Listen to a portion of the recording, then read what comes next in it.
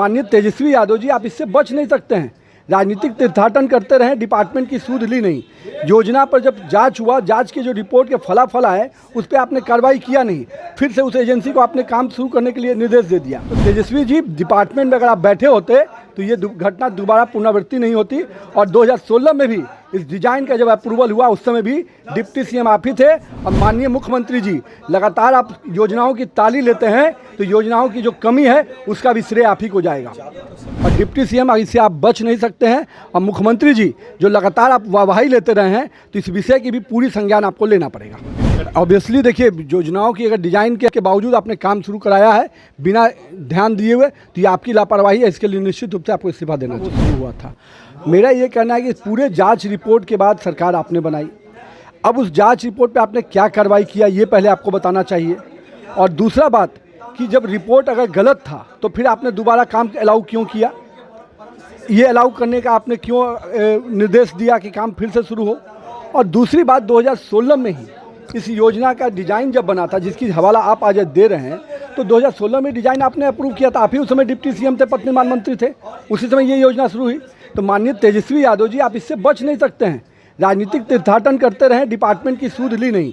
योजना पर जब जांच हुआ, जांच की जो रिपोर्ट के फलाफल आए उस पर आपने कार्रवाई किया नहीं, फिर से उस एजेंसी को आपने काम शुरू करने के लिए निर्देश दे दिया।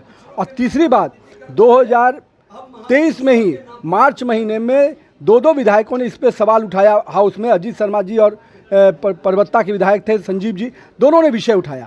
दोनों ने जब विषय उठाया तो आपने खुद सर्टिफिकेट दिया कि काम बहुत अच्छा चल रहा है और इसमें कहीं कोई त्रुटि नहीं है। उस दिन आपने डिज़ाइन का हवाला नहीं दिया और आज आप बोले कि नहीं डिज़ाइन में त्रुटि था। तो डिज़ाइन के त्रुटि का रिपोर्ट आया तो फिर आपने दोबारा काम करने के लिए अलाउ क्यों किया? सर, जनता का पैसा क्यों बंदरबाट कराया?